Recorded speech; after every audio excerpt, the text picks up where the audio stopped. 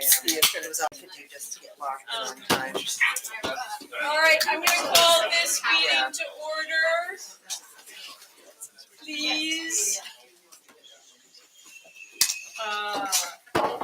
I'm Victoria Jetty. I'm calling this meeting of the Addison Central School District today, December, no, not December. No, oh my God. January 23rd, 2023. To order, let's start with introductions. We start with you, John. Recording in progress. Jen is here. Chip Malcolm. Mary Gill, Lindsay Hescott, Ryan Bauer. Steve Orzak. Victoria Jetty, Suzanne Buck, Barbara Wilson, Joanna Doria, Cedar Borough Superintendent. Marietta Noble, Nargis Gonzalez, student representative. Jamie McCallum. Will Hatch, Technology Director. Oh, I know there's some. Matt Corretti, Director of Finance and Operations. Heather Crowley, executive assistant to superintendent. Nicole Carter, director of equity and student services. Caitlin Steele, assistant superintendent. Great, thank you. Everybody's here in person. Nobody's on. Good. Maybe will you go ahead and read who is joining us by Zoom tonight? Sure. Tonight we have Dee Bertolf, John Flowers, Ruth Bernstein, Tim O'Leary, and Wendy Huestis. Great, thank you. As always, this is a moment for public comment. If you're on Zoom and you wish to make a public comment, please raise your Zoom hand. And if you're here with us live, you wish to do the same, please raise your hand. Seeing none, can I get a recommendation to approve the minutes of January 17th? So moved. I'll second it. Thank you. Questions, comments? Joanna? I just had one thing under number 4, when we were the parental involvement policy. Matt had already indicated which schools were Title I schools, and I just thought to follow up with illustrating how the Title I funds would make that. I wasn't suggesting that to do that first part.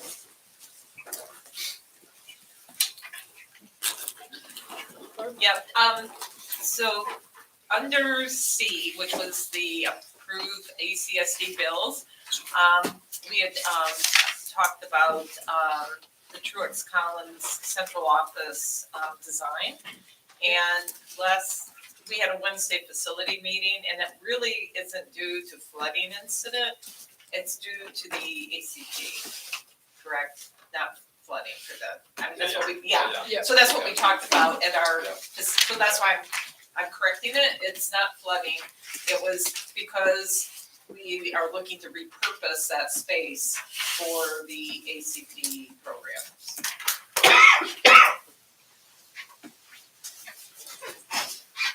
Thanks, Barbara. I picked up the same thing, actually. Yeah, I did too. Yeah. Any other questions or comments regarding the minutes of January 17th? All right, all those in favor of approving the minutes with the 2 corrections mentioned, please say aye. Aye. Any opposed? Any abstentions? Great. Thank you very much once again, Mary Heather. Do we have any bills? Well, since we meet every 6 days, we haven't had a chance to read them.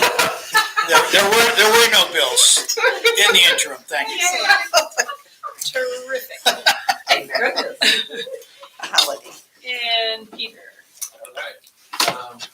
So you all received information relative to Justin's resignation. So I'll just kind of sitting with that right now. And I moved to the high school this afternoon and met with staff.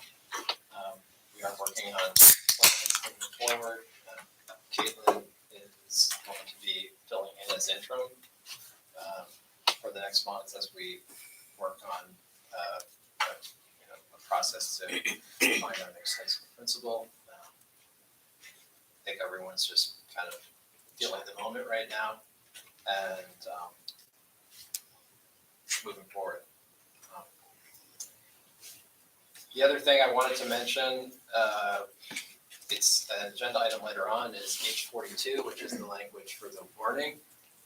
This is something that the governor has on his desk right now, and the entire field of education is waiting for him to pick up a pen and sign that, so that we can address the current language, which the second half of our warning on our budget article is going to be, I believe, is going to be, unless he vetoes it, is going to be taken off. So there will be, later on tonight, there will be a discussion to talk about whether the board wants to get together over the next, I think it's by Thursday potentially, that we would need to have that done to get all of our information out to Absent Independent, to towns, et cetera. So that's something that may make sense to call an emergency meeting to change that warning, just because the new language is cleaner and clearer, and I think won't confuse people as much.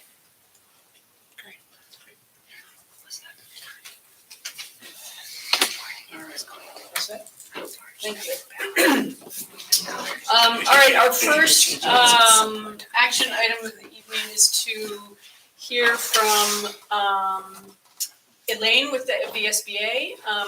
She has agreed to join us from North Country, I believe, from somewhere up north, where she's currently participating in a search.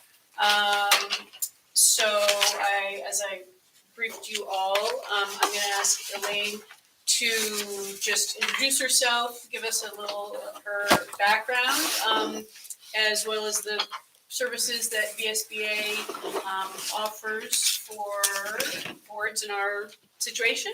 And then we'll open it up to questions from the board. I've slotted about 20 minutes for this, so let's listen carefully and only ask questions that we don't know the answers to. Great. Hi, Elaine, can you hear us? Yes, I can hear you, and I can see most of you. Terrific, thank you. Okay, so let me just start with telling you a little bit about myself. I started my education career as a primary unit multi-age teen teacher in Canaan, Vermont. And that is also where I did my first administrator position as a bilingual director. I went from that to being principal in Morrisville, Vermont for 5 years. Then I started raising a family and taught in Stowe for 10, 11, 12 years, became a principal there. Act 60 came along. I moved on to Williston, Vermont, where I was principal at the Williston Central School for 6 years. And then went to be the deputy commissioner for the state of Vermont for 3 years before I went back to what had been Chittenden South Supervisory Union that included Williston Central as their superintendent. And I retired a year and a half ago after 15 years as a superintendent in that district. I now do superintendent searches. I've done some strategic planning. I mentor superintendents, and I, up until December, when the contract ended, was coaching 5 principals in Jefferson Parish, Louisiana. So, some key things about superintendent searches. I think hiring a superintendent is one of the most important jobs that a board will ever do. It's important that the person that you find to serve your district is aligned with your mission and vision, your goals.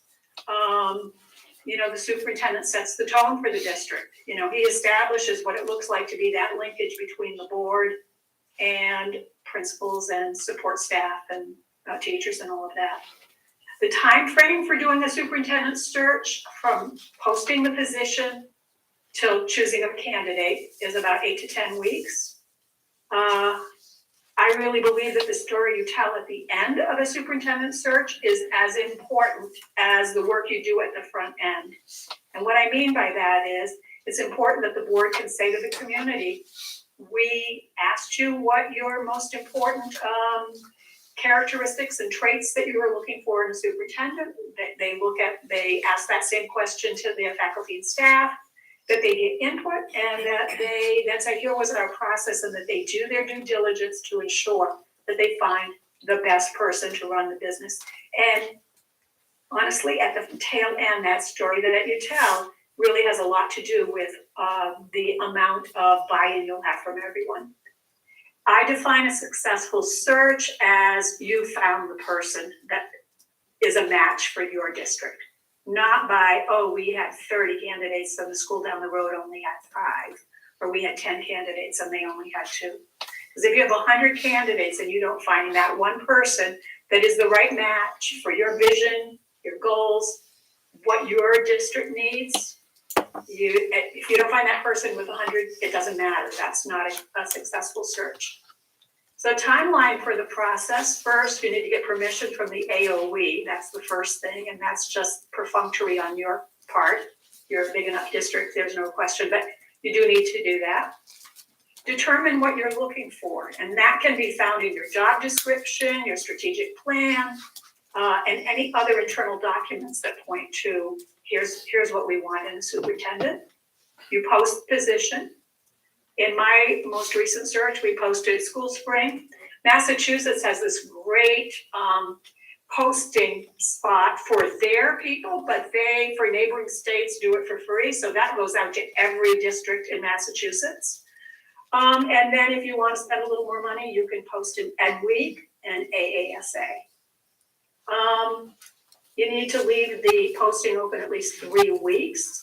Usually I advise that it is posted until filled, with preference given to people who get their applications in by a date certain. In the meantime, after you've posted the position, you can start work on a landing page on the ACSD website, because you need some place where people can go to and say, again, it's that story that you're telling the community about, we did our due diligence, right? So people have a place that they can go to and say, oh, here's when the committee is meeting, here, now they're doing second round interviews, that kind of thing. You need to assemble a search committee. So that's soliciting volunteers, and that's usually the board chair that sends out a note. Maybe it goes to all of the faculty and staff and administrators, and it goes to parents and just says who's interested in participating. In my mind, 10 to 12 people is the right size for a committee like that, and it needs to be made up of board members, usually 2 to 3 board members, administrators, at least 1 teacher, at least 1 staff member, a couple community members. I usually work with the board chair on developing a matrix that outlines all of that, male, female, age, that kind of thing. So that again, that's another story that you tell, because you're going to get more people who are going to volunteer to do this important work than you're going to have slots. But you need to be able to look at something and say, we balanced male, female, we balanced people with kids in schools, people without kids in school, we balanced years of experience in the district, that kind of thing. I usually work with the board chair to do that. Then you start meeting with the committees, and usually 2 to 3 committee meetings to get to know each other, to establish ground rules, to share what the charge of the committee is, to talk about confidentiality, to finalize. I put together a timeline, but to finalize that timeline, because that can be moving parts once you have the committee together, even though you've said to them probably up front, here are the dates. Usually, there are things that, we live in a complex world, things change. Determine how to get stakeholder input. In my most recent search, that was just a Google form that we sent out to everyone. I'm in Linden Center, Vermont. This is where I'm doing this search, and we had over 300 people who responded to that. So I think that's a good way to get people to provide their input about what are we looking for, what are the traits and characteristics that we care about the most. I'm still talking about the committee meetings here. Determine the interview process and the questions, and then review applicants. So usually that's 2 to 3 committee meetings to do that. I've done it in 2, that means there's homework, or you can do it in 3 and it's a little bit more leisurely. You have interviews, usually 2 rounds. The first round is, we base it on, here's where things come together. You've asked people, what are they looking for? They've identified some characteristics. And I would ask that of the search committee that's sitting around the table also. So then we start developing questions that relate to that so that we can, make sure that we align that. First round, after the first round, we determine who do we want to bring back. And of those people that we're bringing back, what is it that we need to know? And usually in the second round, that's also where we do site visits. I call them meet and greets. People have more derogatory terms for it because, as one candidate said last week, it's to test their resiliency, stamina, right? Because it's a full day of going around. And then another meeting again with the search committee. Determine finalists, do reference checks the way I've done reference checks that I like the best, and pretty much this is the way we've done all of them, is I ask board chairs to call board chairs, principals to call principals, teacher to call their corresponding, if it's an association person, the association person, so that you get a really broad mix of information, and that information only goes back to the board chair and me, that then gets shared out to the committee. So that we're making sure that we're, doing the due diligence. And then hold community forums to meet the candidates, and that is a choice that boards make, and I've seen it done both ways. Either because you've got a couple candidates and you want to get input, or you've got one candidate and you want to introduce the candidate to the community. So it can be either before or after it goes to the board. The search committee, part of the charge is the search committee is recommending a candidate or candidates to the board. It's saying this is a viable candidate, these are viable candidates. The board makes the last decision, right? The board hires the superintendent. The search committee is in service to the board. So then there's a board interview, and the last thing, of course, is tell the story. So what is it that you're putting out in the press and the community to let them know about this great new person that's coming to serve your district? A possible timeline could be, so next Monday, post the position and determine and establish a search committee. So obviously some work gets done between now and next Monday, but that's the work that would happen. February 7th or 8th, first committee meeting. February 14th and 15th, second committee meeting. And then if there's a need for a third committee meeting, it will be February 21. First round interviews March 8th. Second round interviews March 15th. And then board interviews March 20th.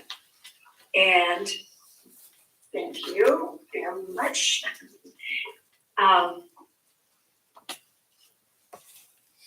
So that's it. And obviously those dates are like, I just wanted to put something down so you got a sense of, well, what does that mean, 8 to 10 weeks? And in turn, because there's a vacation in there, and I've already told Victoria that I am away during what is the break around here, anyways, the school break around here, February 23rd to March 6th, I'm away. Not that I couldn't do something during that time, but I wouldn't be here for an in-person meeting. I guess another thing you need to know about me is if I had my druthers, I'd be there in that room with you tonight. Because I totally believe that it makes a difference if you're in person with people. And that is reflected back to me every search that I do or any other kind of work I do. So these meetings would be in person with a Zoom option, if somebody can't make a meeting. But I'm pretty heavy on the confidentiality piece is really important to me because I think that says something about the district, right? That you are professional and that you hold things in confidentiality. I was going to say something else, but it slipped my mind. Questions? Thank you. Who wants to start us out? Anyone have a question? Mary, go. I have a question about reading the applications. You talked about the Yes. search committee. So when would reading the applications occur, and how would they be, sorted?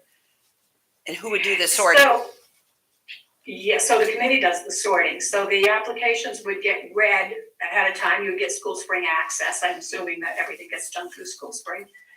Every committee member would get School Spring access. Part of the, work of one of those committee meetings is to, do a very quick tutorial on how do you do a School Spring review. So every committee member gets all the applications, reviews them. I provide a scoring rubric. And at that meeting, after we've all gotten the applications, so that's probably meeting 2 or 3, depending on how many meetings we need. I recommend 3, by the way, but then it is a matter of like counting, you're gonna rate them. It's a rubric, you're gonna rate it, we're gonna see who gets the most points and who's viable. Does that answer your question? Yes, yes, that helps. Anyone else? Mary Heather? Just a question for you, even prior to that, for, for the board to, feel comfortable and confident with the posting that goes out and identifying the characteristics that, that this board most wants in its new superintendent, how would you kind of help moderate that process? Partly that's a conversation. I mean, some of it is selling the community. So there's part of the posting that is, here's who we are, here's where we live in beautiful Middlebury, Vermont. Here are the things that are around here. There's a great college, we have this many schools, that kind of thing. And part of it is then, and we are looking for. And I've already, in the conversation the one conversation I had with Victoria last week, you would want to post that you're an IB school, right? And you'd want to say something that says, we're looking for candidates that either have experience, knowledge, or are, willing to learn about, right? Because you want to cast the net wide enough so that you don't eliminate anyone. And yet you want to be really clear. This is a value, an important part of who we are that might be different than other people. So we want to do that. So I would work with Victoria on that, and usually a couple of internal people, including maybe Peter, right? Including Peter. So what did the posting look like last time? What are postings that I've done recently that I could share and you can look at and say, okay, I can see how we can frame this. But we don't want to wait until we've done the, hey, stakeholders, tell us what you want in a superintendent before we post, because now you're 2 weeks down the road. And now all of a sudden, it's not 8 to 10 weeks. You're talking about more like, 12 to 14 weeks. So, and I don't, I think that you can do a posting that's not totally generic, but that's generic enough so that we can get it out. Does that answer your question? Yes, thank you. You're welcome. Yeah. Having read through, Victoria shared your email that she sent, that you sent to her, and listening to the timeline, it seems very crunched to really get the input from the leadership team and then educators and community on our goals and the board before we really launch into those committee meetings, which really need that direction, right? So I'm missing kind of how the board, other than maybe 2 reps, are involved in helping to set kind of the direction as well as, beyond that, because that's such an important piece. Yeah, no, I agree. Well, I'm doing it right now. I think if you do a Google form and you send it out to board members and to your faculty and staff, and how you do that. So we decided, there's a couple ways you can do it, but in the current search that I'm doing, we decided we looked at attributes and characteristics we were looking for, and we listed them all, and we said, please pick your top 3. That was question number 1. And question number 2 was, anything else you want to tell us? And I'm not making it up when I say that, like, for faculty and staff, for community members, for all the different disaggregated groups, and I can't remember how many disaggregated groups there were, really maybe 3 or 4, they picked the same ones.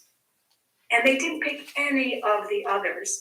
It was just really interesting in I wouldn't have expected that. So there is a way to do that. Another way to do it is just to leave it wide open and say, what are you looking for? What are the traits and characteristics you're looking for? And then, we do the heavy lifting with like sorting that out. And what else do you want to tell us?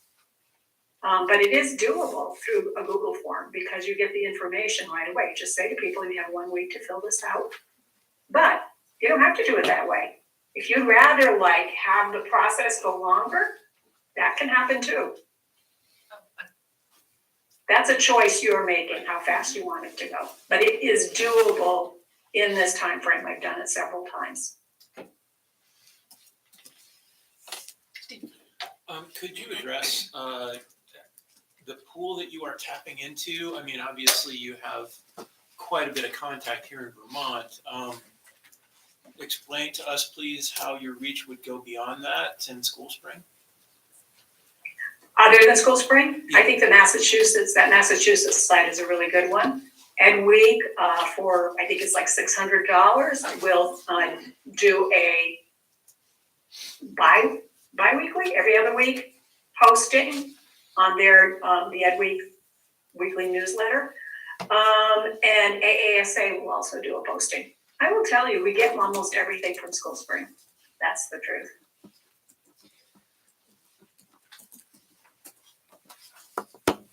Any other questions? Chip? One of the, it's not a glitch in the ointment, but this board will change a little bit next month because there are a number of people retiring and there'll be new people coming on. And so how does that match with this process of one board and then a slightly different board potentially coming on? I guess continuity is always an important thing to me, but I don't know how that would work, honestly. Can I ask you a question? Sure. Do you think that like in a new board, they would answer the question, what are you looking for in a superintendent, traits and characteristics, differently than the currently assembled board? I'm not sure. I don't know that answer. I'm really just putting it out there as, to me, an issue. Yeah. We come up every year with the change in the board somewhat. Some years it's more than others. Right. And this year it's a fairly large number potentially. So. Yeah, I've thought about that, and I do think that the committees, anything that Elaine has talked about in terms of doing with the chair, I think would have to happen with the executive committee.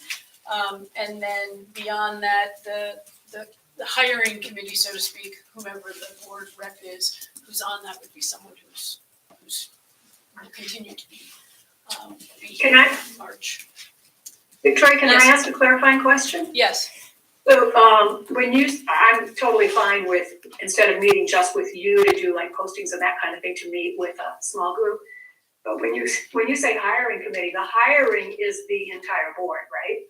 Right. I guess I was talking about the search committee. The search committee. Search committee, That, oh, yeah. That whoever the board rep on the search committee would be someone obviously who's not leaving in March. Right, and there should be at least 3, I think. Yep. And you could have more. You shouldn't have a quorum, but you can have more, but that's a conversation you can have too. All right, any last questions for Elaine before we bid her farewell and move on? We thank you very much for your time. It's really been helpful. You're welcome. Appreciate it. We're gonna continue along in this process and I'll be in touch in the next few days. Perfect, thank you. Have a good evening. Thank you. Bye-bye. Thank you. Bye-bye.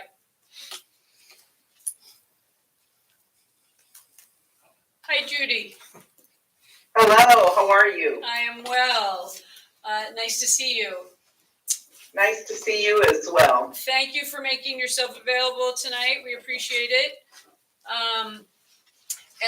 I guess I'd love to start with just having you introduce yourself, tell us a little bit about your background, and then walk us through a little bit what your timeline might look like and the services that that your group provides. And then I'll open it up to questions for the board.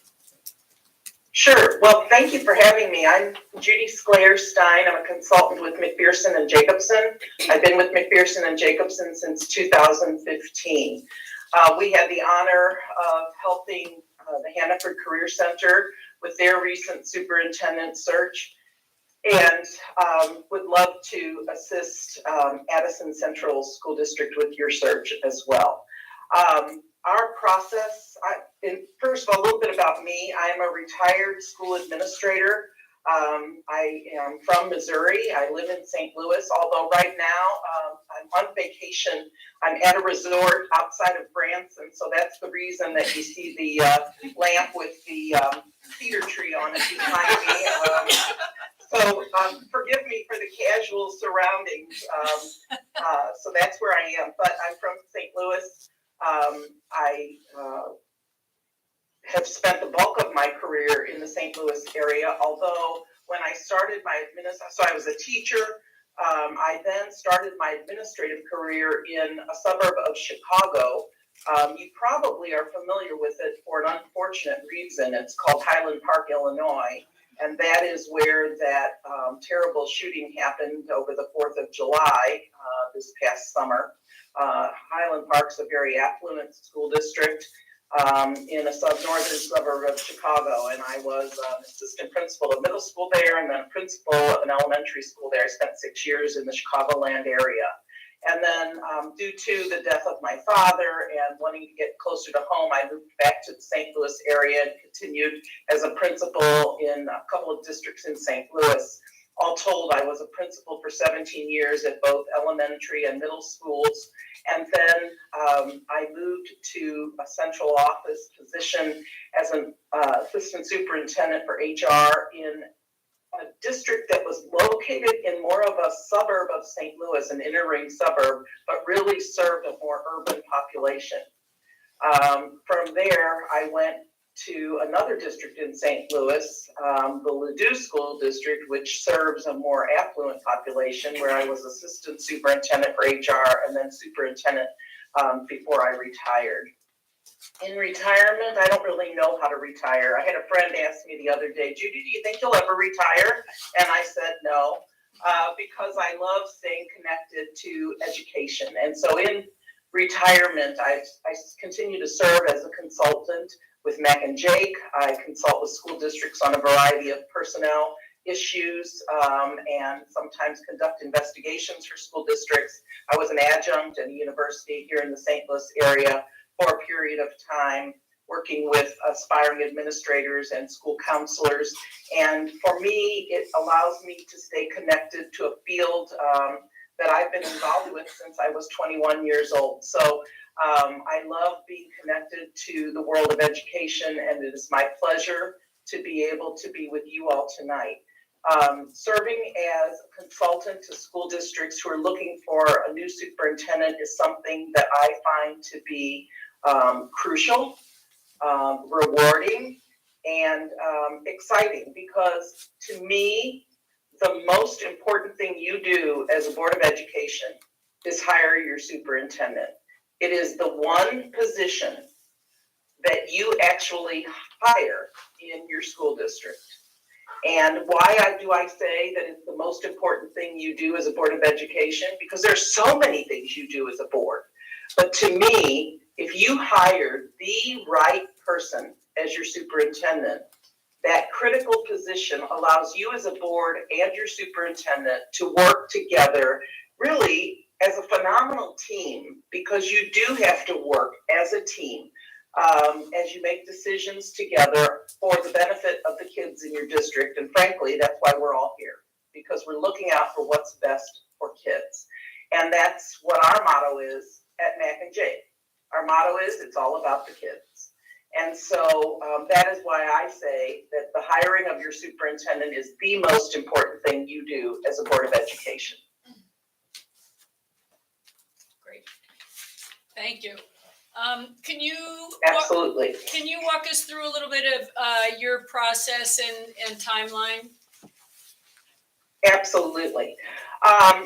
We really believe our process is second to none. It contains 5 phases. All in all, our process is going to take between 2 and 3 months. Realistically, from start to finish, 2 to 3 months. Phase 1, if you call me tomorrow and say, Judy, we'd like to hire Mac and Jake to lead our search, I'm going to say, Victoria, let's look at the calendar and pick a date in the next week or 2 where we can get together and establish the criteria that you're looking for in your next superintendent.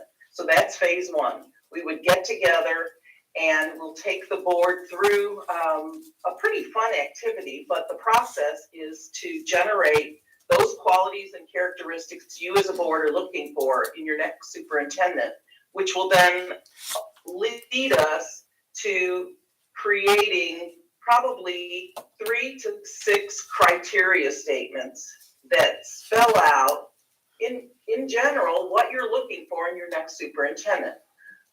those criteria statements ultimately get pretty chock full because there's so much you're looking for in your next superintendent. But we take you through the process of qualities and characteristics, and ultimately we combine those together in statements that are the criteria you're looking for in your next superintendent. At that meeting, we will also talk about advertising, where you want to advertise the position, and also finalize the timeline for the position so that we can get the position posted. Phase 2 of the process is that we come and we meet with your stakeholders. And board members, this is the one time we ask you not to participate because we believe in a very transparent process. And part of our process is that we like to hear from all of your stakeholders. We want to talk with parents, teachers, classified staff members, students. You really want to know what's going on? Talk to kids. So we want to talk with students. We want to talk with community leaders. And we meet with them and we ask the same 4 questions.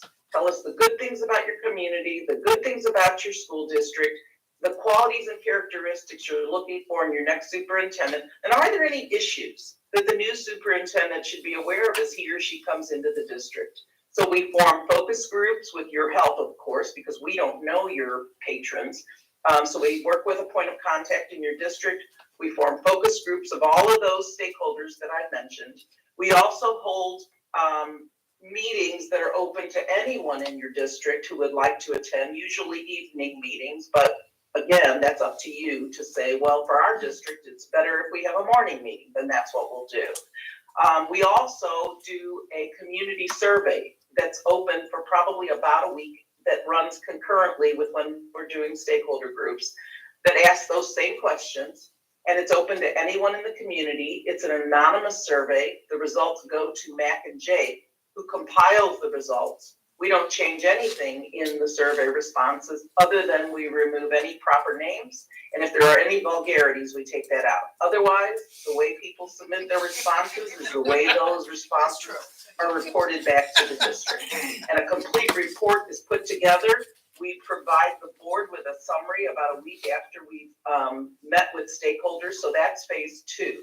Phase 3 is when the rubber really meets the road because your consultants are working behind the scenes, reviewing applications, vetting candidates, comparing candidates' qualifications with the criteria that the board has set up, checking references. We go very deep on references, trying to make sure that we've left no stone unturned, looking at social media, trying to really make sure that we've thoroughly checked references and checked out candidates and see who are those candidates who seem to have risen to the top as the best qualified based on your criteria.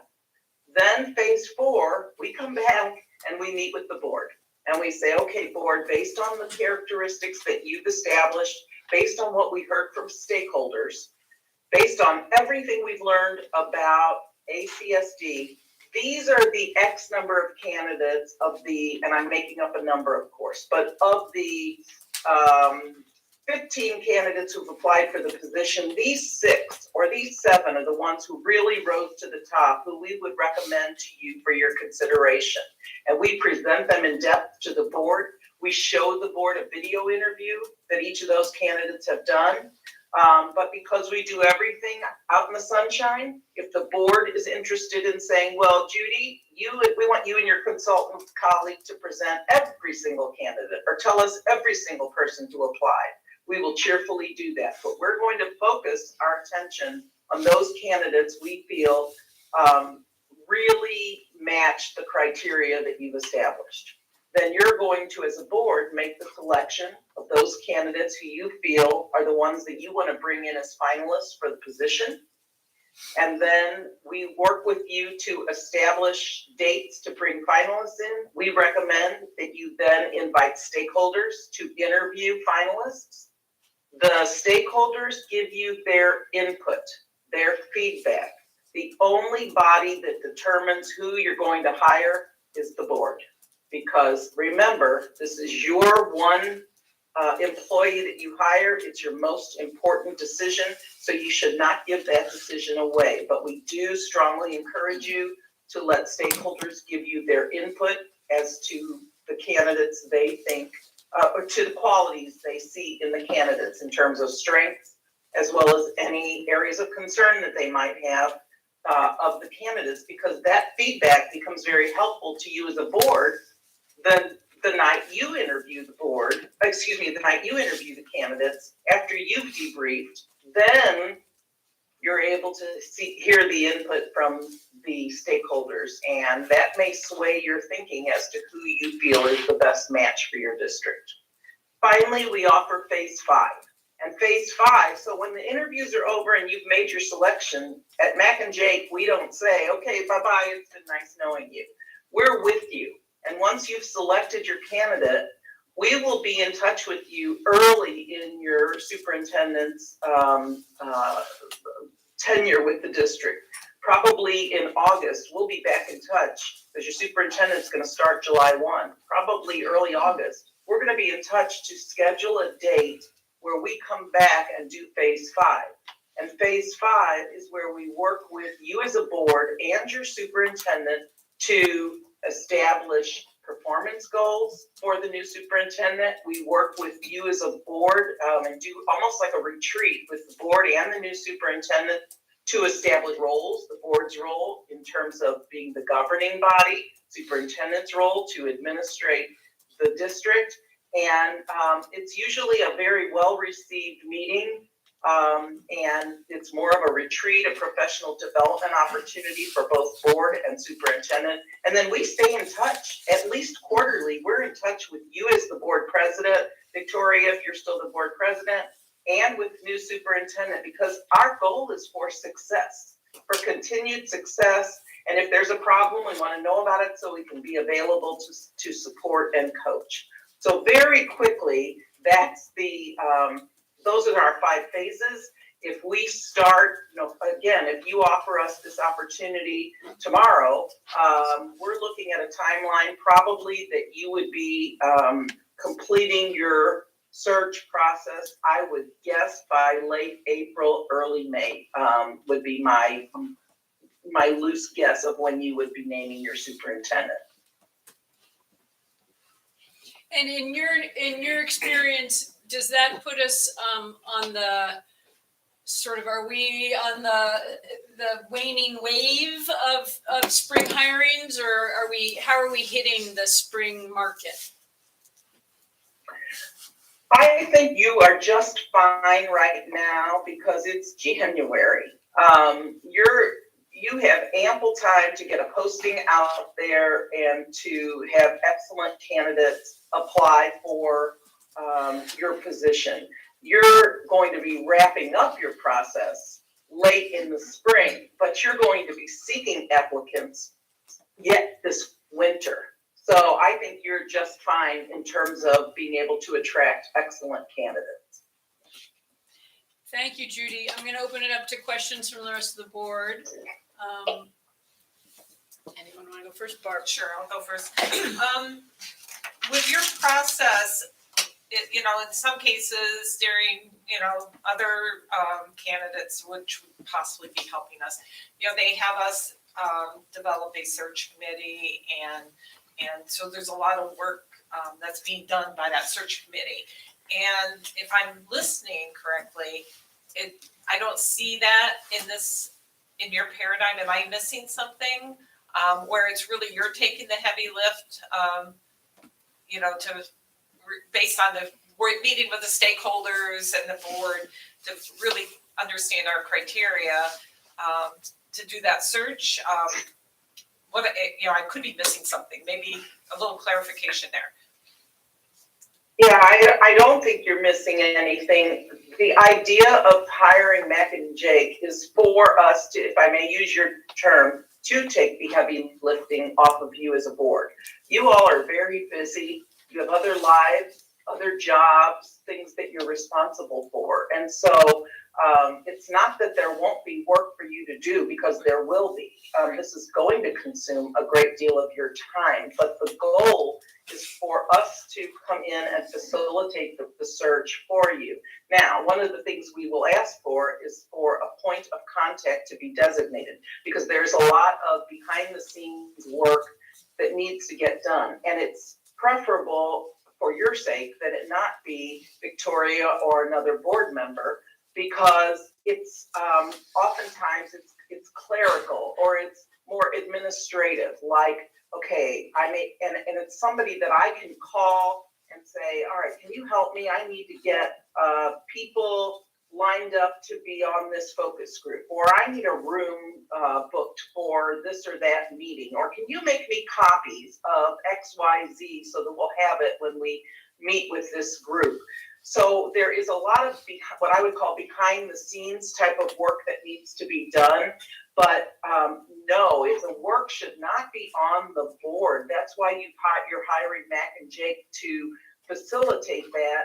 Now, in terms of work for the board, there's a meeting of probably 2 to 3 hours that will happen in the next week or so, assuming, if you hire us, you offer us this opportunity, again, I'm making this up, but based on what Victoria had indicated of a timeline, if you offer us this opportunity this week, probably next week or the week after, we need to schedule a date to meet, whether it's in person or remotely, of 2 to 3 hours to establish criteria, that phase 1 meeting. So that's a meeting of the board. Then we will want to have another meeting, maybe it's half hour or so, after we've met with stakeholders. And remember, the stakeholder meeting does not involve you as a board. So no, that you don't have to give up your time for that. But we will want to have a meeting with you of maybe a half hour so that we can report back of what we heard from stakeholders. You're going to get a written report, but we would like to give the board kind of an executive summary of what we learned from stakeholders so that you hear it long before the report comes out. And then we're going to want to have a meeting with the board probably about 5 to 6 weeks in, which will be another probably good 3-hour meeting where we're going to present candidates to you. So that's another meeting with the board.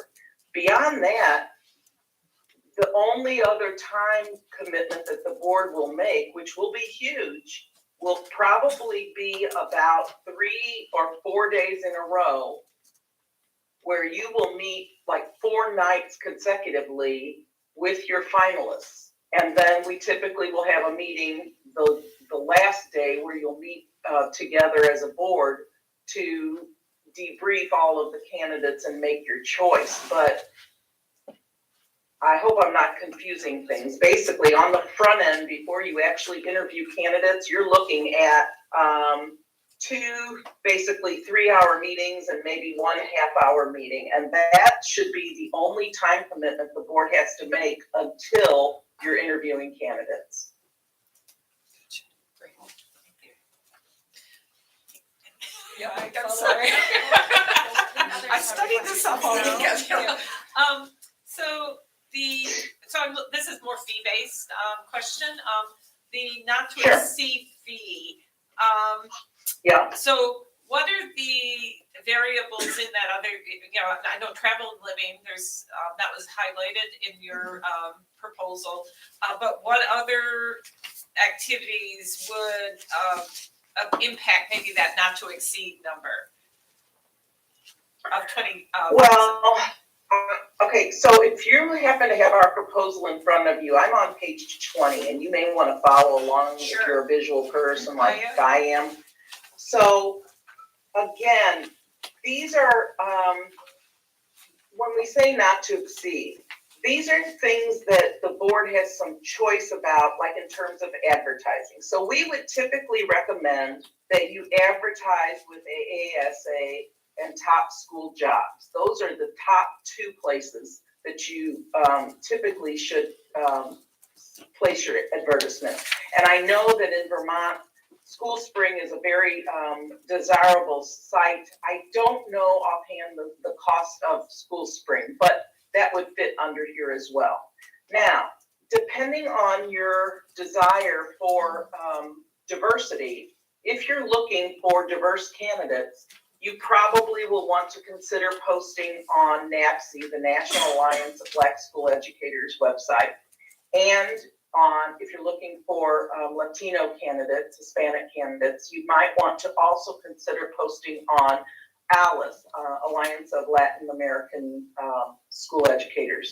I may have incorrectly spelled out what the acronym stands for, but both of those sites are geared towards educators of color and Hispanic educators. And so that's why we do include those in the listing.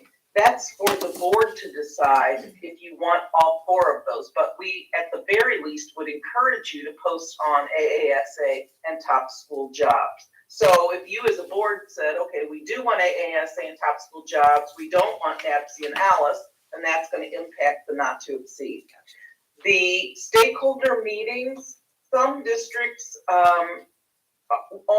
during COVID, we had to change a lot of the way we did things. And so we began to offer the option of virtual stakeholder meetings. I will tell you that I think stakeholder meetings are much, much more effective when done in person. However, if you said, Judy, we really want to do those virtually, we'll do them virtually. And that, of course, would change your cost because you're not paying for travel expenses for me to come there. And that's really what the expense is with stakeholder meetings, is the expense of bringing a consultant in. It's more travel cost than anything else. But I do, and this is not meant to be self-serving. I do think that they are much more effective when we can be there in a room with stakeholders. But if your desire is for them to be virtual, by all means, we'll make them as effective as we possibly can, even if they're virtual. So that could impact that. Video interviews, you see those on the on page 20. So we love the option or the opportunity to do video interviews with potential finalists. So I mentioned to you in phase 3, we will be looking at candidates, trying to determine which ones we feel are the strongest candidates to bring forward to the board. If we have, say, 7 candidates that just are so strong and we can't decide how to narrow that down to just 5, and we want to have 7 candidates complete a video interview, well, 5 of them are already sort of included in that not to exceed cost. But if we have 7, if we add 2 more, then that's going to up the cost. So I'm probably getting way too detailed, but I'm trying to answer the questions you asked. We also do a background check on any of the candidates that you determine are finalists. So let's say that you say, okay, we want these 3 people as finalists that we bring in and have stakeholders start to interview. Then Mac and Jake will do criminal background checks on all of those.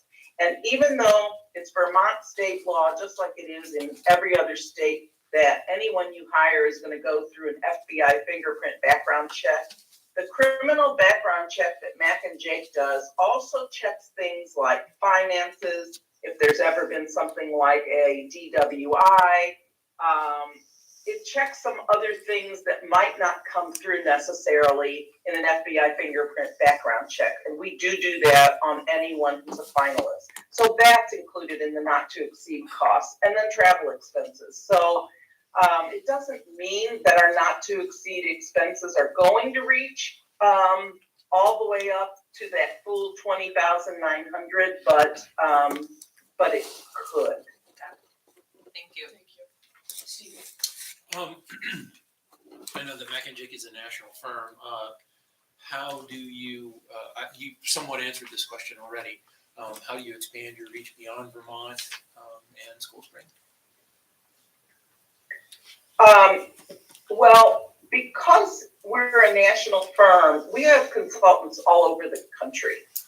And anytime there's a posting anywhere that Mac and Jake is doing a search, every single consultant gets notified that there's a search. Today, I got a notification of that there is a search in Arkansas.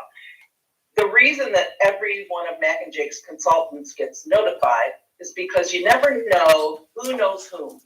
And education is a very small world, believe it or not. And there's sort of this 6 degrees of separation. And so sometimes a consultant goes, oh, well, I grew up in Vermont. And even though I live in Minnesota now, I know somebody who might be interested in that position. And so part of the reason we all get notified is so that we can tell each other if we know of candidates. We also, as we do searches, sometimes we meet a candidate who maybe was excellent but didn't get selected for a position. And so we reach out to them again when there's an opening in another place. So there's a lot of communication between consultants across the country. And so that's a way. We also have a huge database of candidates who get notified. People who've applied with Mac and Jake before get notified when there are openings. That's another reason that we encourage the posting of positions on these national websites. I hope I'm answering your question. I'm afraid I may have sidestepped it a little bit. One or two more questions. Heather? Can you talk a little bit about how, clearly Mac and Jake does the heavy lifting and kind of replaces to some degree, it sounds like, the search committee process. Can you talk about how interview questions are developed and how, the board would have certainty that the way the screening process is working is reflective of what the community and the board want articulated and shared with candidates? Yes. Well, first of all, we want to personalize the process to ACSD. So when it comes time to develop interview questions, we're coming back to you. We're going to be asking the board to submit interview questions that you want to ask. Now, you may say to us, well, do you have any? Do you have interview questions that you've used in other searches? Of course we do. But we would rather come to you and ask you as board members if you have questions you would like to ask. Sometimes you may each submit questions to us that are very similar, or we may take them and try to combine some if they're too similar, or wordsmith them and then get them back to you to look at. But we do not have canned questions. We want them to be questions that you want to ask. Similarly, from your stakeholder groups, we would love to work with, again, whoever your point of contact is that you're going to give us to work with. We're going to work with them to try to get your stakeholder groups to submit questions they would like to ask. I would much rather have your business and community leaders submit questions they would like to ask than me write questions for them, because they know your community. Do I have set questions that I can come up with, or some samples? Yes. But we would much rather ask you in your community to submit questions you would like to ask that have the flavor for your community. So we will personalize it to what's best for you. And I like to think that we become part of your community when we're selected as your search firm.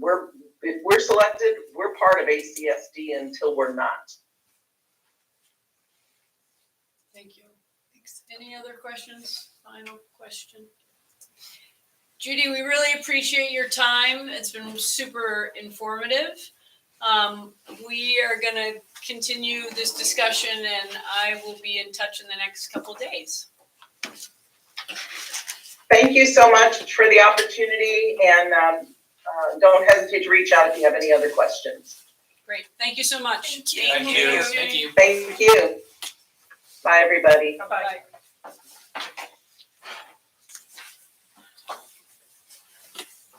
All right. A lot to absorb. Yeah. Yes.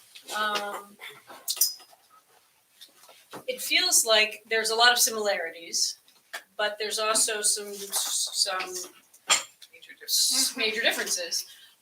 One being the idea of the search committee being made up of stakeholders, and that's sort of how the stakeholders are engaged beyond just a survey or that sort of thing.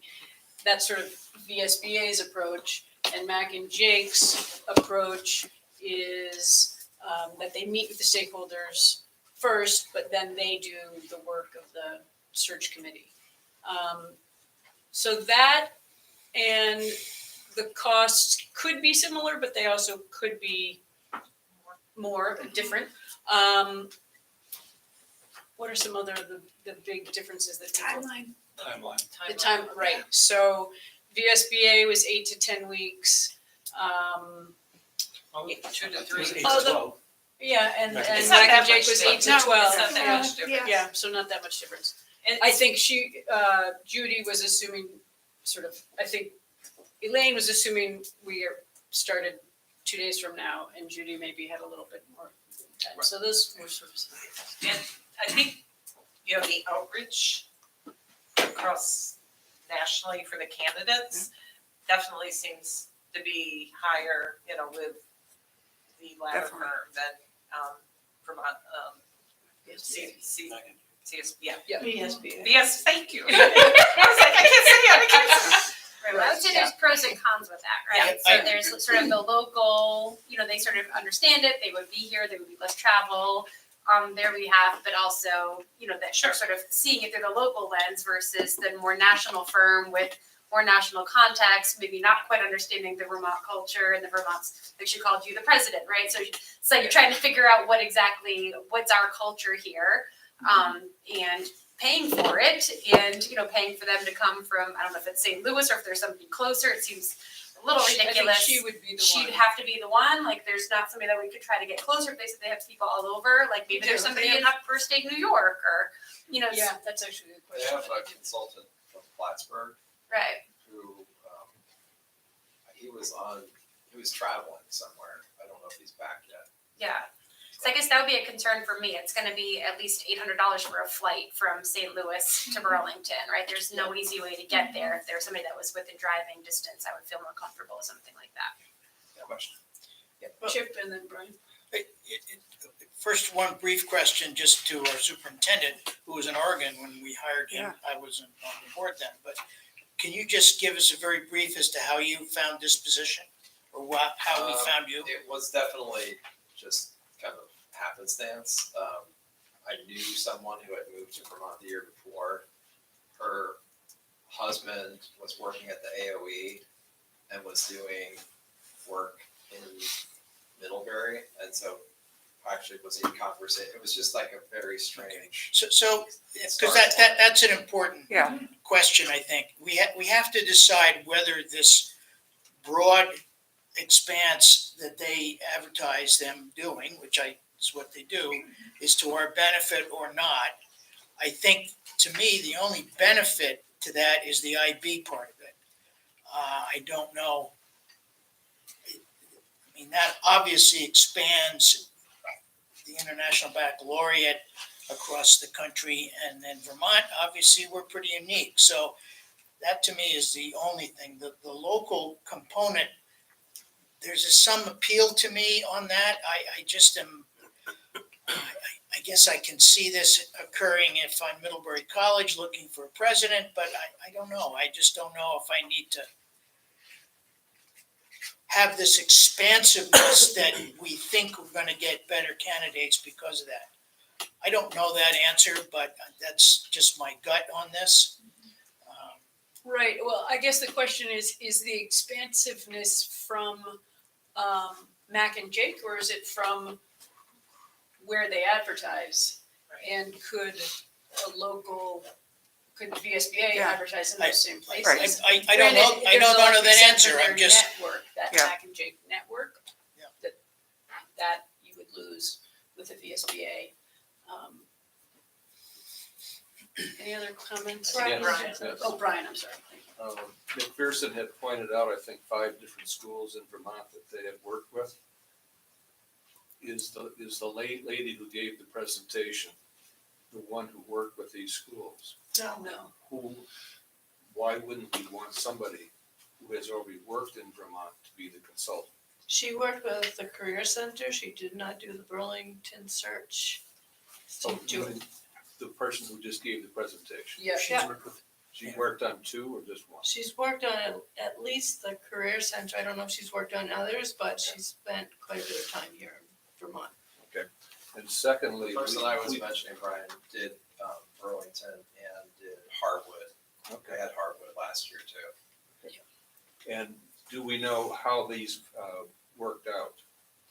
Well, I reached out to the chair of the Burlington School Board a couple different times and was unable to. They never Get the responded. information. I reached out to the Burlington School District before the Career Center hired them. Did you hear back? And I did.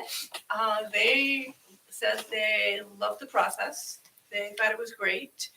I know some people that are in the Burlington district and I asked them, like, so being Snoopy, you know, how do you think that your superintendent search process went? Are you happy with the person that's there? And they were all very happy. And why then did the Career Center go with Judy and not with the person that they used? Wasn't available. We actually started with, we had two consultants to start with. We started with Steve Joel and Judy. Steve was retiring as a superintendent after, he said, 40 years of being a superintendent. And he's like, I'm not planning on finishing your search with you, but if you want me to, I will. But he had Judy with him and she started it and ended it with us. To speak to a couple of questions that have arisen, the part about Mac and Jake going through and doing the preliminary screening, they have been doing this for a long time and they're very good at it.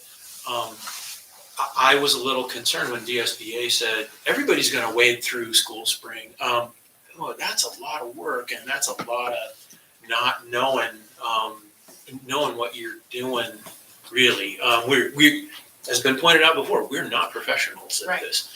And Mac and Jake did a great job of screening those people. And the ones that they brought forward to us from all around the country were, they either had a connection to Vermont, they were enthusiastic about coming to Vermont. You know, they very much played the, don't talk to us if you're not interested in coming to Vermont. So, I mean, yes, it was a national firm, but, and we have to see how it works out yet, but the person that they brought into the Career Center from Pennsylvania has been doing a fantastic job.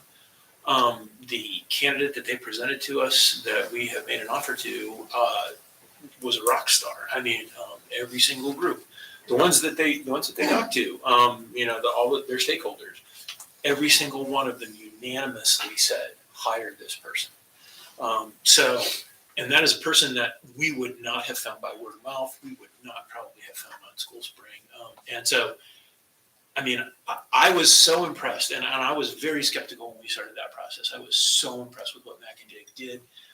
And you talked about Judy flying out here. Judy doesn't fly out here every other weekend. I think we met her in person twice.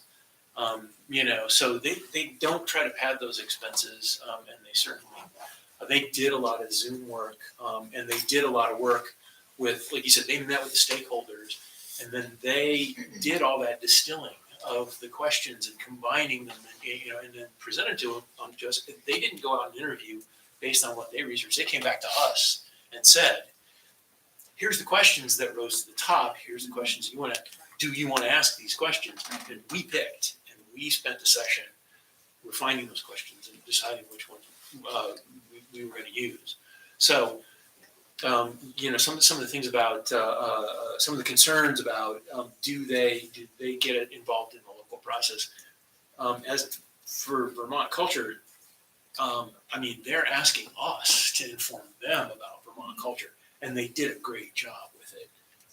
So I can't say enough about Mac and Jake. I was very impressed with the process that they used, and to Suzanne's point, that we asked around Vermont, said how, not just, are you happy with the superintendent you got? Are you happy with the process? And to a person, everyone that we could get in contact with said, yeah, it was a fantastic process.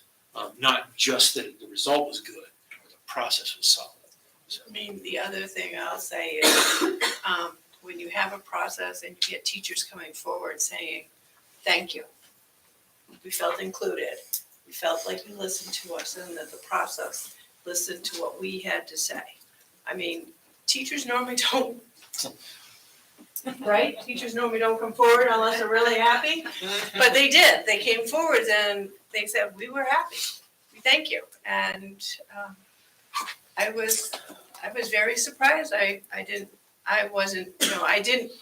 go through this process wanting just to make the teachers happy, but I wanted it to be a process that included everybody and the teachers and everyone that came through the process. All said they were very positive. And a community member also came to a board meeting Yeah. to say, I want to see who you picked because, you know, we really are interested in this. You know, that said something to me. Just to follow up on your sort of reports on Mac and Jake, I'm curious about how the timeline has worked for you and cost. Were they within what you thought? Did it exceed? Costs were within what they said. The timeline, the first time we went out so late. We didn't go out until almost the end of March because of the retirement. So we were late and we knew that. And we had conversations then. Do we go interim? Do we go full-time? So we were much further into or towards the end of the year the first time. The second time around, so the second time we didn't have to pay because the first time we did end up with a full-time permanent. But the second time she put it out the end of September, pulled it like November 3rd, I think it was.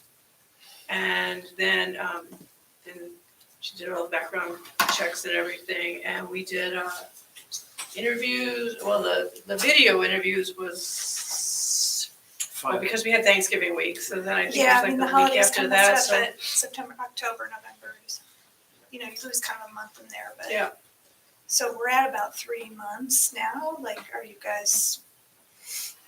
Yeah, and we, like you said, we had breaks in there, and when we did the full-time search, there wasn't the pressure that there was, like when we were at the end of March, we're like, we gotta get something right now, and they worked in that. I mean, they worked in that compressed timeframe, and they were, they're so cognizant of this process that they said, how about if we put out for an interim and a permanent, and then that way if you don't find a permanent, you'll have a pool of interims to look at, if you need to go that way.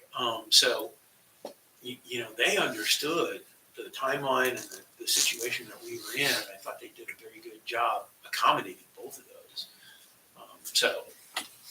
I will have to say one thing I learned through this process was how much career center superintendents make in the Midwest.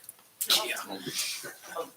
Oh yeah, $200,000, yes. Really? Oh yeah, Oh my gosh. yeah. And I was like, whoa, I'm in the wrong business. And that was for career centers. That wasn't for 8,000 students. That was the K through 12 system. That was just a Brian, career that was center. a question, I think. Yeah, I have three quick points. To me, the most important part of this process is the very beginning, where the board members should be getting together and discuss what it feels it needs in the superintendent. Then you bring in the consultant and reinforce that and make sure that you're firm on what you're actually looking for. Secondly, I think both presentations talked about the characteristics of the individual being important. What I did not hear anything about was the idea of the educational needs this person must address. So you can have a fantastic person, but you also have to make certain that that person can address the needs that this district has. And then third, the phase 5, I think it's a good idea, except it should have happened 2 months previously. This person in August is going to walk in blind, and you're going to be giving him performance goals that he has to perform. That doesn't make any sense.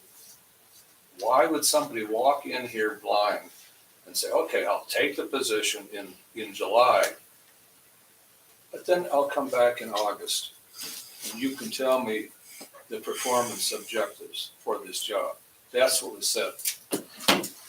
What she's saying is that the board will, just like Dr. Burrows has goals and objectives, the board would work with the candidate and set those goals and objectives for the year. That's Ahead. understandable, but you do that when you're hiring the person and they accept it, not a month later. And that's what she said. I didn't see the month later. Because they start July 1 and they would come in August. Right, that's But my you have to point. get your feet Well, under you. The person still has to know what they're walking into. Well, we could discuss that part of the timeline. That's irregardless of which one we Once we select. find it. Yeah. Well, I thought Mary had that, and then. Well, I was just gonna say, I mean, to the comment about having the board have an agreement on the qualities and characteristics that we want in a superintendent, I think it's actually quite helpful to have a consultant kind of moderate that process for us. I think that's gonna make a much more efficient conversation, and that's kind of why we're getting a professional involved, is so that they can help us make this a professional, efficient process. And then bringing in the stakeholders. So, yeah, I don't think it makes sense to spin our wheels and talk about what we want in this group sort of setting before we hire. I feel like I would we hire suggest, someone and they help us do that. I would suggest that it's a misdescription of what we would be doing, spinning our wheels. That's just negative. Fair enough. Barb? The one thing that I find interesting is their guarantees. So obviously, they are very confident in the process that they have laid out and that they perform, because if the candidate doesn't work at no cost other than travel, that kind of thing, they will work with us to find another candidate, like should the superintendent leave shortly within that 2-year period. And and you don't offer those kinds of things as a corporation unless you really are pretty darn sure that you're never gonna have to use that, right? Or very seldom have to use that. Right. And so I like that. Ready to make a motion? Are people feeling like we're ready to make a decision? Does everybody have the information that they feel they? Yeah, I just wanted to close one loop. Judy was great, and she obviously had found success working with the Hanford Career Center. Is there a way we just can confirm the more local consultant with Mac and Jake is not available? Or is that like not kosher with like her visiting tonight? I think that my assumption is that it's like real estate, that Yeah. they all work for the same firm and you pick one or the other. It might be a little awkward, but I think it's a fair question. So I guess the question for the board would be Mac and Jake versus VSBA. And then this week, I could do some work to get an understanding of, are there other, not that we don't like her, but are there other Mac and Jake consultants that might be closer to bring costs down that we could meet with, or? Why Just wouldn't the she have impact of mentioned travel. that though? It doesn't make sense though. Can you repeat your question? I don't know. Well, I mean, why wouldn't she have said, we have a person who lives in New Hampshire who does our work? I guess I don't Because it's probably understand like that. a realtor, yeah. Yeah, it's not her, I mean, she's not the boss She's not the overseeing boss. what everybody else is doing. Right. They may actually be already committed to something, we don't know that, right? So I think. Yeah, I think it's a wouldn't fair judge question. anything. I don't have anything Yeah. problem with her. I'm just, No, I think it's a fair question. I don't know the answer.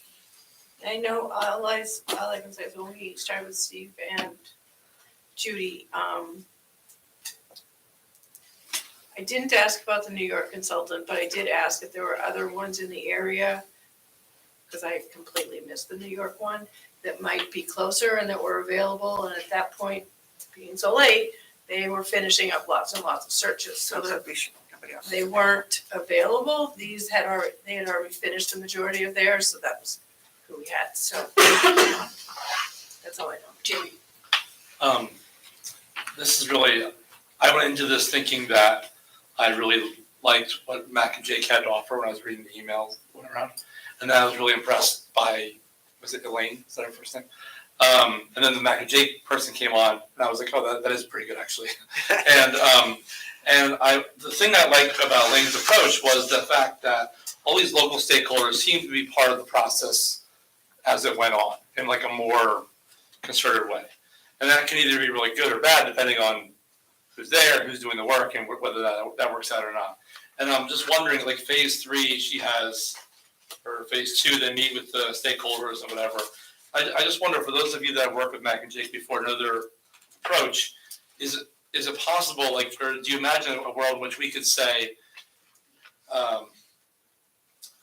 like a little more of that, or something, or is there a little, like in other words, like, is there a way to not marry these approaches, but do you think they'd be amenable to saying, well, people want to, if you want to meet with stakeholders on one day, that's phase 2. I don't know how long that phase 2 takes. And then they present as candidates. I guess those other stakeholders have to come back in the process at some point. That was unclear to me. Is that the way it works? She did, we reached out to stakeholders through emails, just similar to VSBA, as Right. well as held stakeholder groups with students, staff, community members, Okay. administrators up front, Yeah. and got their input. And then when it came to the other end, when we had the final interviews, Yeah. we had again community groups, students, and everything. But the groups that met with the candidates stayed the same, Yeah. just so that the process was fair, so that we didn't change up like who Right. the students were every day or something. It was the Okay. same group. So there was multiple times for those folks to offer input at different parts of the process. I guess that was my real question. Okay. And Thank their, you. and their stakeholder group, Yeah. you know, when they interviewed the candidates. Yeah. They used a set of questions that they developed in that stakeholder group. We didn't know what those questions were until we heard the feedback Right. from those groups, and they asked some really good questions. Yeah. And when And she said, especially the students. I oh mean, my God, It was pretty amazing. the comments they from got the out of those students were like, Okay. really? You said that? Yeah. Okay. All right, Thank you. Lindsay, and then I think we'll take a look. I don't think I heard either of them talk about internal candidates on the spreadsheet, the contract proposal comparison. It mentions Elaine or the VSBA. So did anybody gather, you know, I guess are we thinking that internal candidates would follow the exact same process that any other candidate would? Yeah. It actually speaks, anyways, Yeah, okay. that's a question that I asked both of them when I spoke with them Mhm. initially, was, you know, do you have a different approach or anything if a board is considering internal candidates? And they both said that they had found, that having internal candidates go through the same process allows for buy-in from all stakeholder groups in a much better way, and it sets up any candidate, but especially an internal candidate, it sets them up for success better than they felt, you know, just appointing someone or. That answer your question? It does, yeah. And what Jen sort of led with the question or statement about having somebody come from St. Louis, and that's what I'm thinking as well. Like it would be, if only there were a Mac and Jake that was based in New England or something.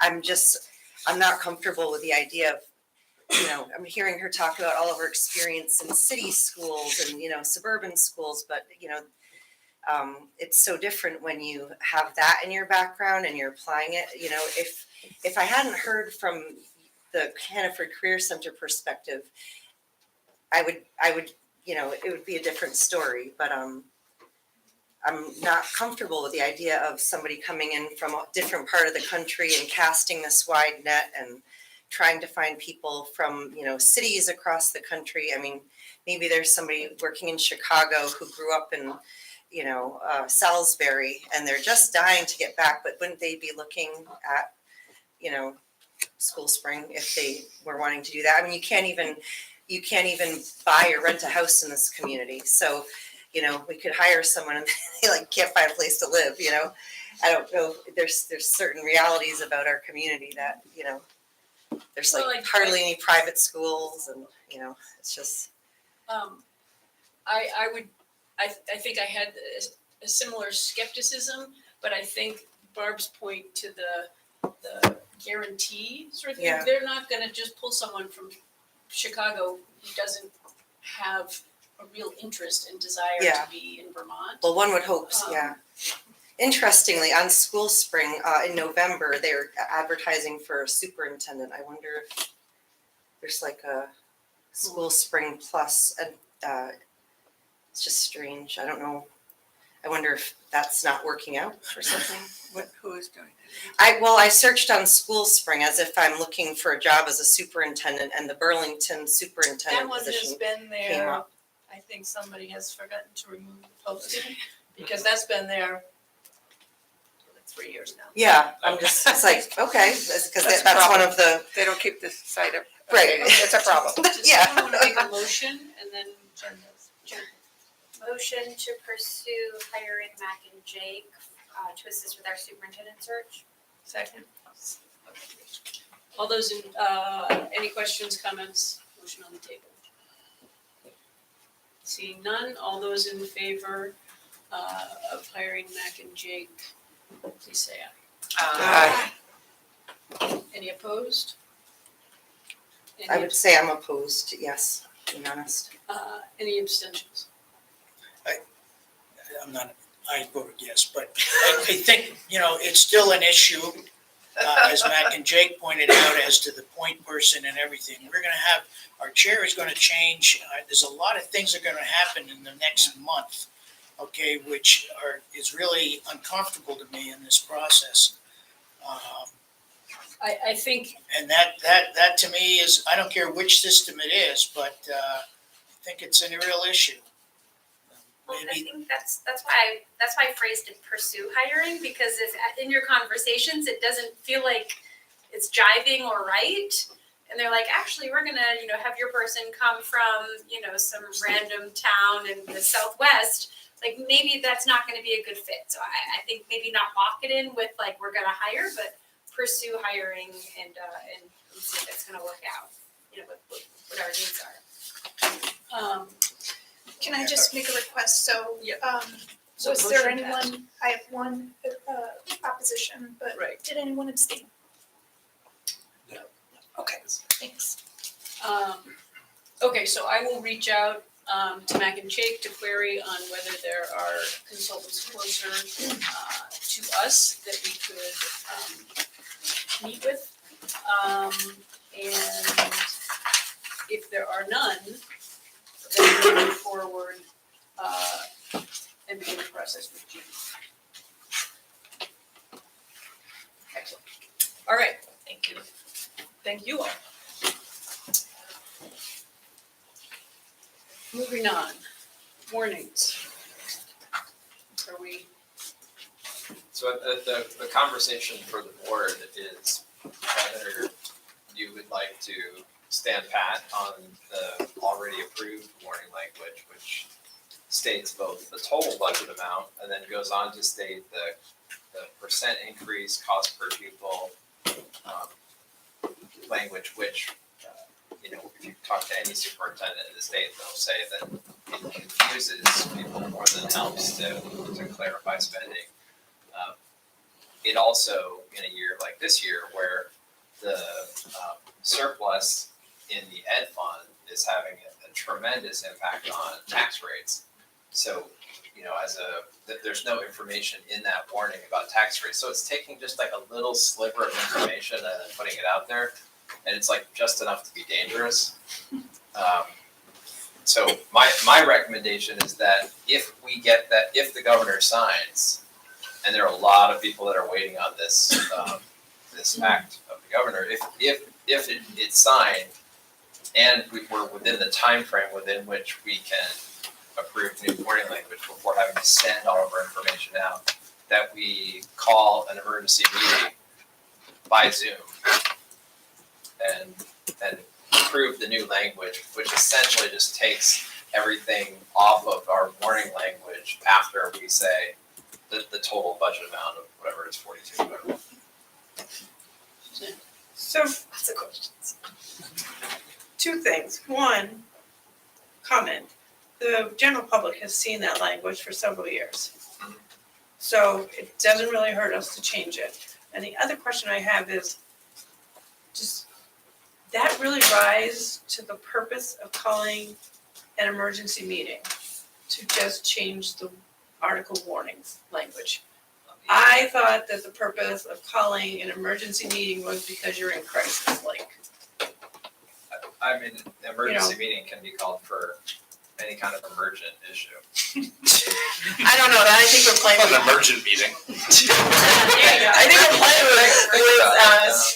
with words here because it really isn't an emergency. I mean, general public is seeing. That's just the language from Robert's Rules of Order, which state that when a meeting is called within 24 hours, it's called an emergency meeting. Right, but by doesn't statute, it does, stipulate- the statute does say that it has to be an emergency. Well, that would be because we would have to do it prior to, we wouldn't have time. It could be a special meeting, it's possible we might hear ahead of time. It's totally up to the board. If the board Yeah, wants to I don't do know, that's- it just seems, That's an option. Just with the wording, I think I would, if we could remove it, I'd be more comfortable with it, because in the past, we've used different numbers. And so if you looked at the bottom line, it's like 2% versus 8%. right, And so I think there will be some confusion there. It'd be different if we were like, you know, they were used to looking just at the educational spending piece of it, right?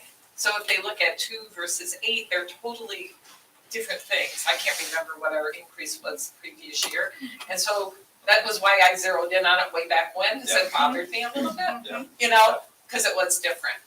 So in light of that, removing that this time, I think wouldn't be a bad thing.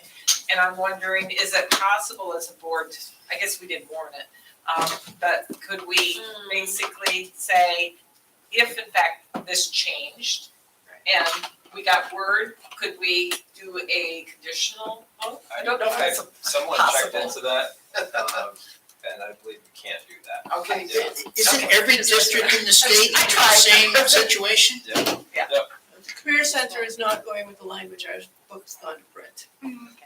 So. I know, but every district in the state is waiting on the governor, Yeah. okay? Yeah. And most of the districts have already voted on their warnings, I Yeah, presume. they have to. Many have, but I got an email today from Jeff Francis, and he's in contact with legislators, and it's a big deal. It's not, a lot of people are waiting from, I was at a meeting last week with all the superintendents in the state, and it sounded to me like most were waiting to get that information, so. What's the cutoff? Yeah, what's the deal with that? 26, which is like Thursday. Wow. Okay, so if we hear from the state before Thursday, we can call a special I think meeting. we were calling it emergent. New term. Can we call a special meeting now and that it could be warned tomorrow? Does that then meet the criteria? Oh, And yeah, then we we could could warn a cancel it? meeting You so could that it's warn a not meeting. emergent. You could warn a meeting, and So then, then it's not- then you could just And cancel then we'll it. cancel it if we don't. So do why it. don't we warn a that makes meeting sense. for Wednesday? That gives us, right, because we have to have it done by Thursday? Well, or Thursday, that gives us So, more or we time. would warn a meeting for Thursday morning.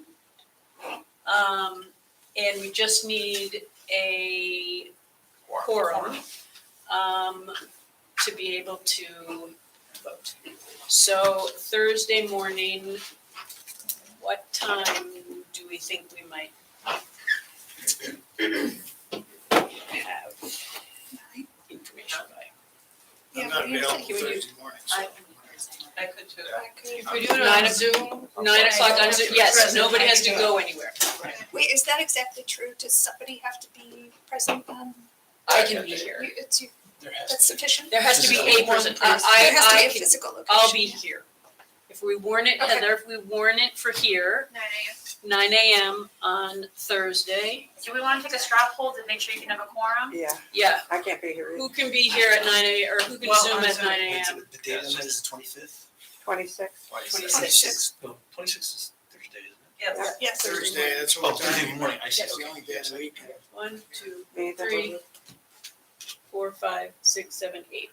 Okay, as long as you all show up. Otherwise, I can do any time except 9, I just have a 9 o'clock meeting. Yeah, Well, then, I could do any other time. I don't care to There's be an there, it doesn't alternate matter here. to me, I just wanna make sure you Okay, have a so quorum, let's warn it otherwise. for, We did 7 a.m. For central office. for, Heather, if we can warn it for the central office, conference room, cause there's a all-day thing here. Wednesday, Thursday, and Friday. Okay, thank you. You can't be here at 9? Can we So do it? no emergent meetings. It doesn't, you don't have to take it just for me, I'm just saying, if you didn't have a quorum, but Oh. that time, that day works for you, I could just do it at a different time. But if it you do doesn't a work out, quorum, it still stays I the don't need same, to be right? there. Right, Yes. yeah, Correct. Yeah, this isn't the end of the. It's not the end of the world. No, I still wanna call a meeting and then have 6 people Yeah, show up and I can't be here. Okay. the whole thing is Thursday, 9 pointless. o'clock, Zoom meeting, Heather's gonna send out invitations. I'll be the first body in the room at central office. Okay, all right, The only, so it's going to be one agenda item, one agenda. just item, one, and Just it's one. an action item to approve the language, and everybody will get the proposed new language when? When we have it. Okay. Do we have to get that soon? Well, There's a if we certain don't have period it of time. beforehand, then we Yeah. will, everybody will get it at that meeting at 9 o'clock on Thursday. Okay. And that's okay for us to receive it at that meeting? There's- Yes. All right, we're gonna move on. Great. Have we scared you all off? You know, that last part, I started checking my phone, I'm sorry. I've listened to enough board meetings. So this was a meeting that, I warned just to do the Cornwall appointment. Sorry. You guys know me, you don't have to ask me any questions. Between the warning and the meeting, life happened, and so it became a full meeting. So I appreciate your time, and I'm sorry that, well, it's actually good experience. That's right. Yeah. So with that being said, I feel like I'm, Yeah, do you want us to? with that being said, I'm gonna ask each of you to just introduce yourself, tell us why you're interested in being on the school board, and then we then open it up to the board for. Well, people can, they may Either way, just fine. have a question for you, or they may just have a question for Ellen. And then we're gonna break into executive session, and when we come out of executive session, we're make a decision. You'll either tune in, you don't have to stay, but I will reach out again, again in that, if you will not. Could I just ask one qualifying Yes. question? Yes. The three people here are competing for 1 month on the board. Correct. Just to make sure that. We know. No, I know you know that, but it's important to clarify it. It's been a little complicated, I think. So this is an appointment for the Cornwall seat for 30 days. Any of these three people can then decide to run for the remaining 1 year of Peter's term. Right, okay. If they win, they get that 1 year, and then after the 1 year, they'll be. I'm just clarifying it so all of us understand that. We do, but Yep, no, I appreciate that. Great. Should we start with you, Ellen? Sure. Hi, everybody. I'm recovering from COVID, so if anyone wants to give me more, but I should be fine. It's nice to see everyone. I actually really love sitting through meetings like this, so thank you for having us, and thank you for your consideration.